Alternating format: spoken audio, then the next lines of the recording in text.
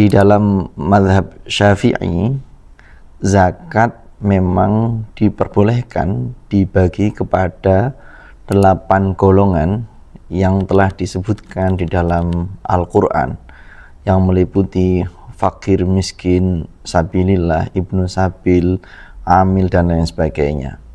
Nah, namun apakah para kiai, ustadz itu bisa dikategorikan sebagai sabilillah? Di dalam mazhab Syafi'i, di berbagai literatur, mayoritas mengatakan bahwa yang namanya sabilillah adalah orang yang berperang membela agamanya Allah dan tidak mendapatkan gaji. Sekarang kalau kiai, ustadz itu mereka tidak berperang mengangkat senjata membela agamanya Allah, walaupun kalau membela agamanya Allah iya, tapi tidak berupa berperang. Yang berikutnya, mereka juga bisa jadi ada yang mendapatkan gaji ataupun tidak mendapatkan gaji. Tapi yang perlu digarisbawahi adalah mereka tidak dalam rangka mengangkat senjata membela agamanya Allah. Terlebih kalau mereka mengajar ngaji mendapatkan gaji, itu sama sekali tidak masuk. Nah, ada sebagian pendapat yang menyatakan bahwa sabilillah atau para kiai ustadz itu berhak menerima zakat dengan dasar sabilillah dengan mengikuti mazhab Maliki. Oke. Seumpama kita menelisik di mazhab Maliki, yang namanya zakat fitrah di mazhab ini tidak boleh diberikan kecuali kepada fakir miskin. Yang boleh diberikan kepada selain fakir miskin itu hanya pada zakat mal. Oleh karena itu, kalau konteksnya zakat fitrah, kita dalam zaman sekarang ini, baik kita mengikuti mazhab Syafi'i, Maliki maupun mazhab yang lain, hampir tidak ada celah untuk memasukkan sabilillah dalam konteks sekarang ini di tahun 2025 ini. Nah, namun bagaimana kalau misalnya kita kasihan ada gurunya anak kita atau tetangga kita yang dia jadi ustadz ataupun kiai, namun dia tidak berhak menerima zakat. Nah, yang ini menjadi catatan kita adalah kita perlu tahu standar kemiskinan itu seperti apa, supaya kita bisa melihat kiai atau ustadz di lingkungan kita itu apakah mereka mempunyai standar kemiskinan atau tidak. Kalau misalnya kiai atau ustadz di lingkungan kita sudah naiknya mobil mewah, tentu mereka kita bisa memastikan mereka sudah di atas sejahtera.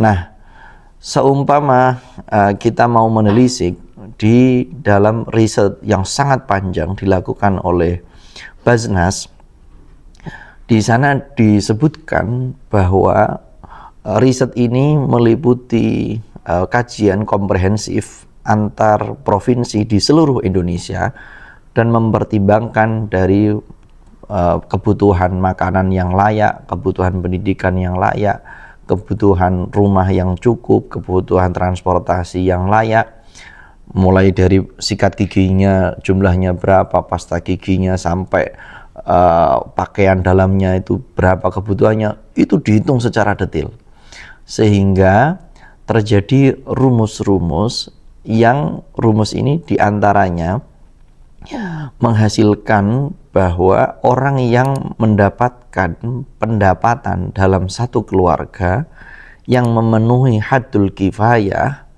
atau batas dianggap cukup, ini sudah kategori orang yang mampu.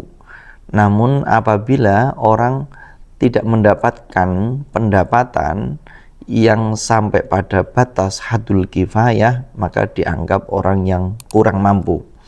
Nah, apakah orang-orang di sekitar kita termasuk ustadz atau kiai di sekitar kita memenuhi itu apa tidak? Maka kita cek. Kalau kita melihat kepada daftar tabel haddul kifayah, pendapatan per keluarga apabila telah mencapai, di sini misalnya di DKI Jakarta telah mencapai 5.167.494 rupiah. Misalnya ini ada orang yang suami istri, kemudian gajinya digabung plus pendapatan harian, misalnya dia punya toko atau apa, kok telah mencapai nilai 5.167.494 rupiah, atau kalau perorangan itu 1.056.747 rupiah, maka dia dianggap sebagai orang yang telah memenuhi standar kecukupan.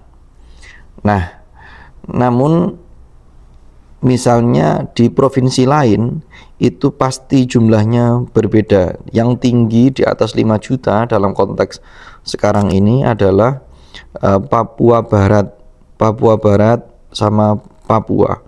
Papua Barat itu 5.169.014 rupiah dengan per kapitanya 1.037.955 rupiah. Untuk Papua 5.285.010 rupiah dengan pendapatan per kapitanya 895.764 rupiah. Bagaimana dengan provinsi yang lain? Kita melihat misalnya di provinsi Jawa Barat. Jawa Barat itu pendapatan per keluarga adalah 4.469.094 rupiah dengan pendapatan per kapitanya 1.006.553 rupiah. Untuk Jawa Tengah, ini yang paling rendah di seluruh Indonesia, itu di Jawa Tengah, yaitu 4.242.795 rupiah dengan pendapatan 991.305 rupiah. Untuk DIY 4.351.646 rupiah dengan pendapatan per kapitanya 1.007.325 rupiah. Sedangkan Jawa Timur itu haddul kifayahnya adalah 4.354.653 rupiah dengan pendapatan per kapitanya 1.027.041 rupiah. Teman-teman sekalian, apabila kita melihat saudara atau guru kita atau tetangga kita yang statusnya sebagai ustadz ataupun guru, namun gaji mereka hanya 200.000 rupiah dalam sebulan, mereka kerjaannya bertani yang panennya 3 bulan atau 4 bulan sekali panen dapatnya 6 juta. Misalnya kalau istrinya juga tidak bekerja, apabila 6 juta ini dibagi 3 bulan dapatnya hanya 2 juta. Misalnya pendapatan harian ditambah itu sama dengan 1,5 juta, maka dia mendapatkan 3,5 juta. Kalau mengacu misalnya Jawa Tengah yang paling rendah saja itu 4.200.000-an dengan hitungan 3.200.000, sedangkan dia punya keluarga sejumlah 5 orang, maka yang seperti ini orang kiai tersebut atau ustadz tersebut masuk kategori sebagai orang yang kurang mampu sehingga dia berhak mendapatkan zakat fitrah. Demikian, semoga bermanfaat. Assalamualaikum warahmatullahi wabarakatuh.